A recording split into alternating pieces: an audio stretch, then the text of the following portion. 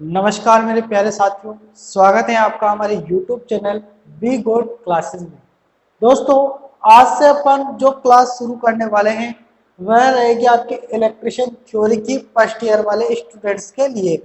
यह class daily आपको मिलेगी और यह क्लास आपके IIT एग्जाम के लिए बहुत ही महत्वपूर्ण रहेगी, बहुत ही मोस्ट इम्पोर्टेंट यह क्लास रहेगी। इस क्लास को पूरी आप रिवीजन के हिसाब से देखना, आपके एग्जाम में बहुत महत्वपूर्ण यह क्लास आपकी भूमिका निभाएगी। ठीक है, तो दोस्तों क्वेश्चन से स्टार्ट करते हैं। पहले क्वेश्चन से कि क्वेश्चन क्या है। संपूर्ण जानकारी अभाव में किसी मशीन के प्रयोग का परिणाम क्या हो सकता है? ऑप्शन दिए गए हैं परिष्कृत, दुर्घटना, पता नहीं या इनमें से कोई नहीं। तो दोस्तों इसका जो आंसर होगा दुर्घटना आपका यहाँ पर कंप्लीटली सही आंसर होगा। पूछा क्या गया है क्वेश्चन में कि संपूर्ण जानकारी के अभाव, अभाव का मतलब यह है कि किसी भी जानकारी यानी कोई कार्य अपन कर रहे हैं और उसकी जानकारी अपन को नहीं है और उस कार्य को फिर भी कर रहे हैं, तो वहां पर क्या होगा, क्या आपको उसका नतीजा मिलेगा? तो वहां पर दुर्घटना होने की संभावना रहेगी। ठीक है, अगले क्वेश्चन पर बात करते हैं। क्वेश्चन नंबर अपना दूसरे नंबर का जो क्वेश्चन है वह है निम्न में से कौन सा दुर्घटना का कारण नहीं है? अभी अपन ने जो क्वेश्चन पढ़ा था इससे पहले उसमें आया था कि जो अपन संपूर्ण अभाव में मतलब कि जानकारी नहीं होगी तो क्या होगा, तो दुर्घटना हो सकती है। तो दुर्घटना का कारण कौन सा नहीं है? तो क्या कार्य में रुचि न होना, या सुरक्षित पहनावा, अधिक उत्सुकता होना, या अनुशासनहीनता होना? देखिए क्वेश्चन को समझिए, यहाँ पर क्या कहा गया है कि दुर्घटना का कारण नहीं है, यानी कि किस कारण से दुर्घटना नहीं होगी, कौन सा ऐसा कारण है जिससे दुर्घटना नहीं होगी? तो क्या कार्य में रुचि न होना, तो यह तो दुर्घटना का कारण है। अगर आपको आपकी कार्य में रुचि नहीं रहेगी तो वहां पर दुर्घटना होने का कारण हो सकता है। सी ऑप्शन देखिए, अधिक उत्सुकता होना, अधिक उत्सुकता भी काम में दुर्घटना का कारण बन सकती है, तो यह भी होगी। अनुशासनहीनता होना, यानी कि आप अनुशासन नहीं बरतेंगे कार्य में, तो वहां पर भी दुर्घटना हो सकती है। लेकिन क्वेश्चन में अपन से क्या पूछा है कि नहीं, यानी कि दुर्घटना का कारण नहीं है, तो वह है सुरक्षित पहनावा। अगर आपने दुर्घटना से संबंधित यानी कि जैसे कि आप कहीं पर भी कार्य कर रहे हैं और वहां उससे संबंधित वस्त्रों को पहन लिया, पीपी किट्स को पहन लिया, जैसे कि यहाँ पर आपको हेलमेट पहनना है, वहां पर आपने हेलमेट पहन लिया, यहाँ पर आपको चश्मा लगाकर कार्य करना है, वेल्डिंग कर रहे हैं तो चश्मा लगा के कार्य करना है, वहां पर आपने चश्मा लगा लिया। कहीं गैस ये जैसे कि विषैली गैस है और वहां पर आपको कहा गया है कि मास्क पहनिए, तो मास्क पहन लिया, तो वहां पर दुर्घटना नहीं होगी। तो सुरक्षित पहनावा ही क्या है, दुर्घटना का कारण नहीं है। अगले क्वेश्चन पर बात करते हैं। क्वेश्चन नंबर अपना तीसरे नंबर का क्वेश्चन, तीसरे नंबर का जो क्वेश्चन है वह है विद्युत संपर्क में आए व्यक्ति को छुड़ाने के लिए मेन स्विच ऑफ कर देना चाहिए, किसी चाकू से तार को काट देना चाहिए, पीड़ित को धक्का देकर लाइन से पृथक कर देना चाहिए, उपरोक्त में से कोई नहीं। कोई भी विधि अपना सकते हैं, मतलब कि उपरोक्त में से कोई भी विधि अपना सकते हैं। तो देखिए ऐसा ऑप्शन तो होगा ही नहीं, है ना। अब देखिए अगर विद्युत संपर्क में कोई व्यक्ति आ जाता है, विद्युत संपर्क में अगर कोई व्यक्ति आ जाता है तो उसको कैसे छुड़ाना है अपन को? तो सबसे पहले अपन क्या करेंगे, मेन स्विच को ऑफ कर देंगे। मेन स्विच को अपन क्या कर देंगे, ऑफ कर देंगे। उसके बाद अपन उसको व्यक्ति को छुड़ाएंगे। बी ऑप्शन क्या दिया है, किसी चाकू से तार को काटेंगे। अगर चाकू से अगर आप तार को काटेंगे तो वहां आप भी विद्युत के संपर्क में आ सकते हैं। पीड़ित को धक्का देकर लाइन से पृथक कर देना चाहिए। अगर धक्का दोगे और वह इलेक्ट्रिक सर्किट के संपर्क में है तो आप भी विद्युत के झटके में आ सकते हो, संपर्क में आ सकते हो। तो यहाँ पर अपना ए ऑप्शन कंप्लीटली सही आंसर होगा। नेक्स्ट क्वेश्चन पर बात करते हैं। क्वेश्चन समझिए। नेक्स्ट क्वेश्चन है अपना, क्वेश्चन है अपना 4 नंबर का। देखिए समझिए 4 नंबर का क्वेश्चन आपको क्या कह रहा है कि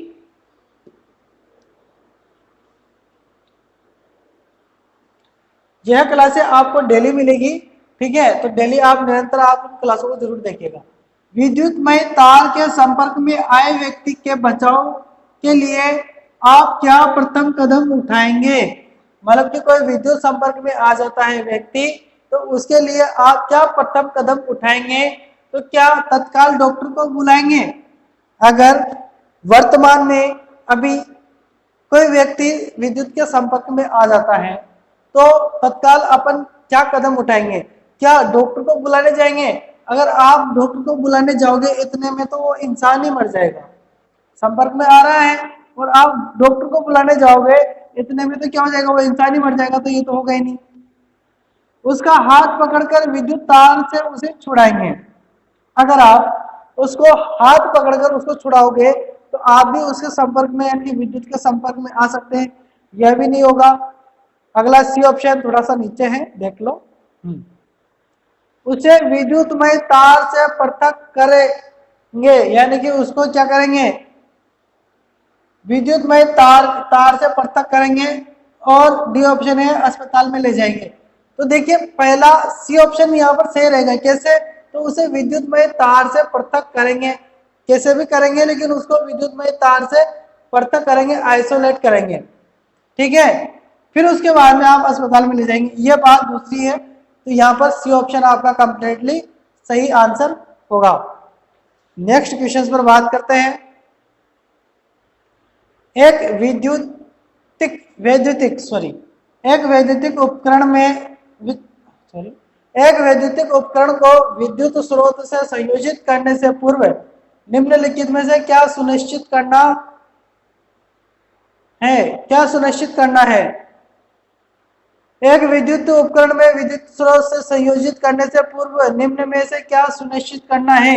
तो क्या उपकरण पूर्णतः ठीक है? मतलब कि किसी भी विद्युत उपकरण को विद्युत स्रोत से संयोजित करने से पहले आपको क्या, जैसे कि आप कोई भी लाए, जैसे कि टीवी लाए घर में, है ना, या कोई भी रिसीवर कुछ भी लाए आप, है ना, इलेक्ट्रॉनिक्स उपकरण कुछ भी लाए, तो उसको विद्युत से संपर्क में जोड़ने से पहले आप क्या देखेंगे? तो क्या वह पूर्णतः ठीक है? तो ये तो देखेंगे अपन कि पूर्णतः ठीक होना चाहिए। उपकरण सप्लाई देने योग्य है कि नहीं है? भाई आप सप्लाई तो दे रहे हो लेकिन उसके योग्य भी है या नहीं, तो ये भी अपन देखेंगे। उपकरण का धात्विक भाग अर्थ है या नहीं, यह भी देखेंगे कि वो भाग जो है ना वो अर्थ है या नहीं। अर्थ क्यों किया जाता है कि अगर उसकी बॉडी में करंट है तो सारा करंट जमीन में चला जाएगा, इंसान को विद्युत झटका नहीं लगेगा। तो यह भी देखेंगे, यानी कि उपरोक्त सभी। तो यहाँ पर आपका डी ऑप्शन कंप्लीटली सही आंसर होगा, ठीक है। हाँ, अगले क्वेश्चन पर बात करते हैं। अगला क्वेश्चन है,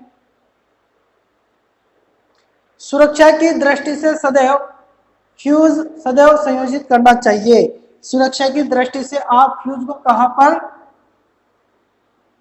सुरक्षा की दृष्टि से आप फ्यूज को सदैव संयोजित करना चाहिए, मतलब कि सुरक्षा की दृष्टि से फ्यूज सदैव संयोजित करना चाहिए। फ्यूज को कहां संयोजित करना चाहिए? जैसे कि ये फेज है और ये न्यूट्रल है, ये स्विच है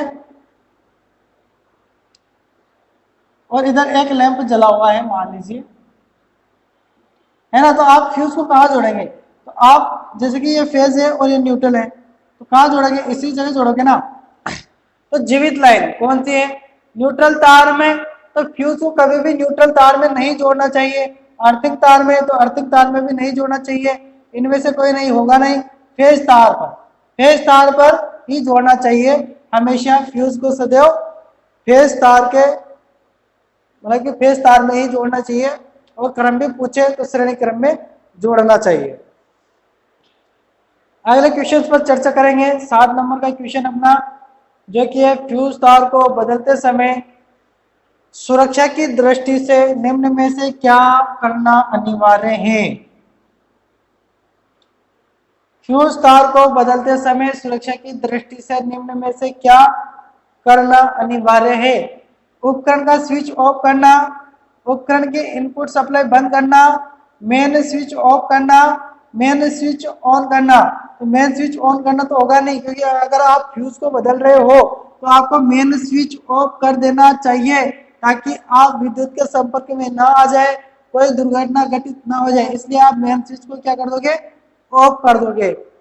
ठीक है, नेक्स्ट क्वेश्चन, अगला क्वेश्चन है, यदि हमें किसी फ्यूज लैंप अथवा खराब पंखे को हटाना है तो इस स्थिति हेतु उपयुक्त कदम है, इस स्थिति हेतु उपयुक्त कदम क्या है?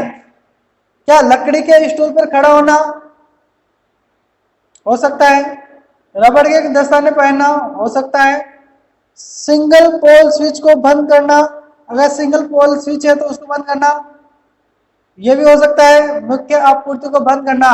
मेन सबसे बढ़िया यह रहेगा कि आप मुख्य आपूर्ति को बंद कर दो, मेन सप्लाई को बंद कर दो। बाकी ये भी ठीक ही है, लेकिन ये थोड़े दुर्घटना के कारण हो सकते हैं, लेकिन आप क्या करोगे, मेन स्विच को ऑफ कर दो। ठीक है, ये यहाँ पर सबसे उचित रहेगा D option. Next question,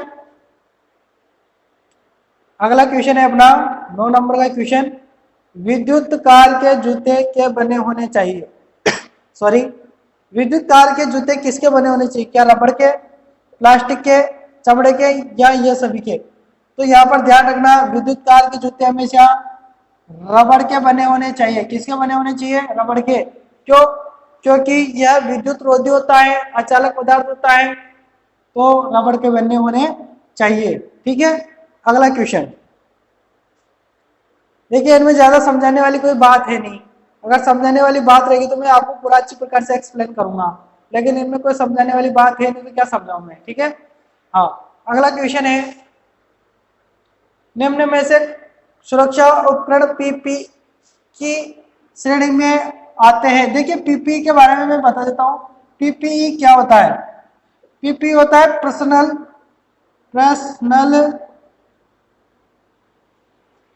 protective equipment, personal protective equipment. अगर हिंदी में बात करें तो वैयक्तिक रक्षक उपकरण। ठीक है, ये इसको कहते हैं अपन पर्सनल प्रोटेक्टिव इक्विपमेंट, हिंदी में बोले तो वैयक्तिक रक्षक उपकरण, है ना। तो यहाँ पर पूछा गया निम्न में से कौन सा सुरक्षा उपकरण पीपीई की श्रेणी में आता है? पीपीई की श्रेणी में मतलब कि जो पर्सनल प्रोटेक्टिव इक्विपमेंट, जो अपन सुरक्षा के लिए जो जो चीजें अपन पहनते हैं ना, जैसे कि हेलमेट लगाना, मास्क लगाना, एयर प्लग लगाना, चश्मा लगाना, है ना, और भी काफी है, जैसे कि जूते पहनना, तो ये सभी किस में आते हैं? पर्सनल प्रोटेक्टिव इक्विपमेंट में, सुरक्षा उपकरणों में। ठीक है, तो क्या चश्मा है? तो चश्मा है, दस्ताने हैं तो दस्ताने हैं, सुरक्षा पट्टी है, सुरक्षा पट्टी है, ये सभी, यानी कि यहाँ पर अपना डी ऑप्शन कंप्लीटली सही आंसर होगा। नेक्स्ट क्वेश्चन, क्वेश्चन है अपना, कार्यशाला में सुरक्षित पहनावे के अंतर्गत क्या आता है? देखिए, कार्यशाला में असुरक्षित पहनावे, यहाँ पर क्या कहा गया है? असुरक्षित, यानी कि वो सुरक्षित नहीं है। तो असुरक्षित पहनावे के अंतर्गत क्या आता है? ढीले कपड़े, बिल्कुल ढीले कपड़े नहीं पहन के जाने चाहिए, किसी भी मशीन में उलझ सकते हैं।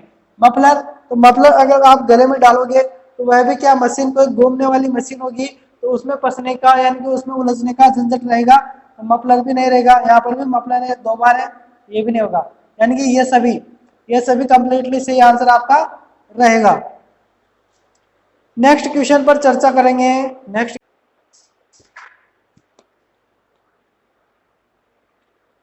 हाँ तो मित्रों, 12वें नंबर का जो क्वेश्चन है, दुर्घटना टालने का सर्वोच्च उपाय है, यानी कि अगर अपन को दुर्घटना को टालना है कि दुर्घटना नहीं होनी चाहिए, तो कौन सा ऑप्शन यहाँ पर सही अपना आंसर रहेगा?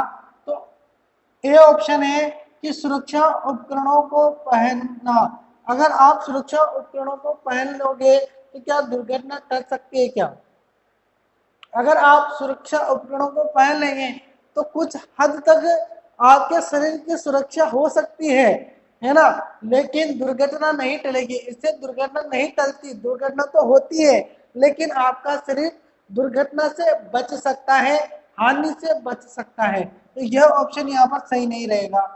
बी ऑप्शन, जॉब, मशीन और कार्य क्षेत्र से संबंधित सावधानियों का पालन करना। अगर आप वहां की सावधानियों से संबंधित जो भी कार्य क्षेत्र से संबंधित सावधानियां हैं उनका पालन अगर आप करोगे तो आप दुर्घटना से बच सकते हैं।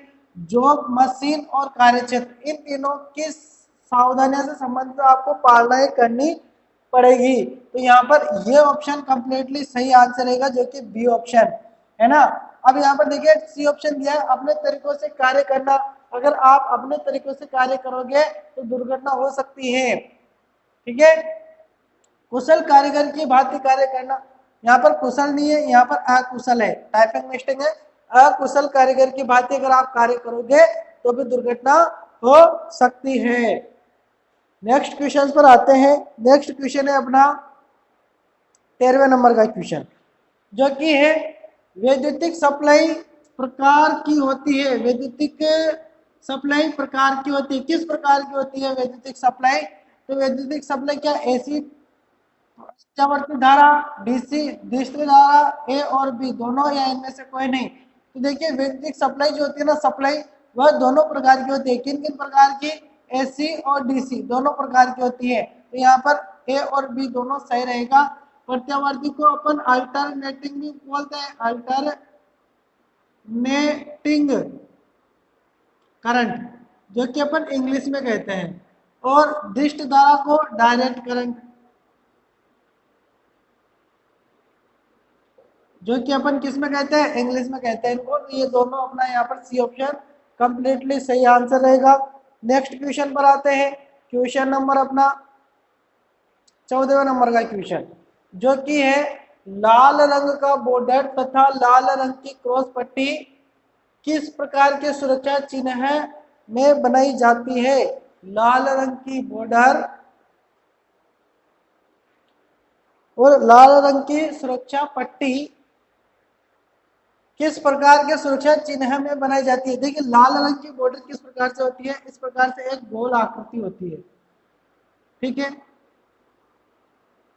यह लाल रंग की बॉर्डर होती है और एक लाल रंग की क्रॉस पट्टी, तो इस प्रकार से क्रॉस पट्टी भी होती है जो वो भी लाल रंग की होती है। और इसके अंदर जैसे कि कोई भी आकृति रहती है, जैसे कि मान लीजिए सिगरेट है ना, तो इसमें अपन क्या कहेंगे कि धूम्रपान निषेध, यानी कि इसमें क्या अपन को यह सूचना दे रहा है कि यह कह रहा है कि आप यहाँ पर धूम्रपान ना करें, तंबाकू का सेवन ना करें, मोबाइल नहीं चलाए। तो निषेध, निषेध यानी कि ए ऑप्शन अपना कंप्लीटली सही आंसर रहेगा। ये जो लाल रंग की पट्टी और क्रॉस पट्टी रहती है लाल रंग की, सुरक्षा चिन्ह कौन सा है? तो यह है निषेधात्मक। ठीक है, सकारात्मक में कैसा रहता है? तो सकारात्मक में रहता है वृत्ताकार। ठीक है, ये ध्यान रखना। सूचनात्मक में रहता है गोल आकृति, सॉरी सूचनात्मक में वृत्ताकार रहता है और सकारात्मक में गोल आकृति। ठीक है, ये ध्यान रखना। आते हैं नेक्स्ट क्वेश्चन पर। क्वेश्चन नंबर अपना आज का अंतिम क्वेश्चन, जो कि 15 नंबर का क्वेश्चन रहेगा। क्वेश्चन है सूचनात्मक सुरक्षा चिन्ह का धरातल किस आकार का होता है? सूचनात्मक सुरक्षा चिन्ह का धरातल किस आकार का होता है? धरातल यानी कि आकृति किस आकार की होती है? तो सूचनात्मक की जो आकृति होती है ना, वह वर्गाकार होती है। बी ऑप्शन कंप्लीटली सही रहेगा। आपने देखा होगा, मेडिकल पे गए होंगे, हॉस्पिटल में गए होंगे, तो इस प्रकार का आपको देखने को मिला होगा प्लस का चिन्ह। तो यह इस प्रकार का देखने को मिला होगा। तो यह वर्ग का आकार का रहता है, जो सूचनात्मक रहता है। यह रहता है चेतावनी का। ठीक है, ये रहता है चेतावनी का, ये रहता है अनिवार्य का, और पिरामिड का ऐसा कोई सा भी नहीं रहता। ठीक है, तो आज के लिए इतने क्वेश्चन काफी है। आगे जो नेक्स्ट क्वेश्चन क्लास आएगी जिसमें और अधिक अपन क्वेश्चन लेके आएंगे, आप कमेंट करके जरूर बताना कि कितने क्वेश्चन अपन को एक दिन में करने हैं, तो उसी हिसाब से अपन क्वेश्चन कंप्लीट करेंगे। इससे ज्यादा 15 से ज्यादा कितने कर सकते हैं अपन, तो उस हिसाब से आप कमेंट जरूर कीजिएगा। कैसी लगी क्लास? क्लास अच्छी लगी हो तो एक लाइक कीजिए करके ही जाना, ताकि हमारा भी हौसला बढ़ता रहे और आपके लिए इशू प्रकार से मेहनत करते रहे। ठीक है, लाइक कीजिएगा और शेयर कीजिएगा अपने मित्रों को, ताकि वह भी इस क्लास का फायदा उठा सके। ठीक है, मिलते हैं नेक्स्ट क्लास में, तब तक के लिए धन्यवाद।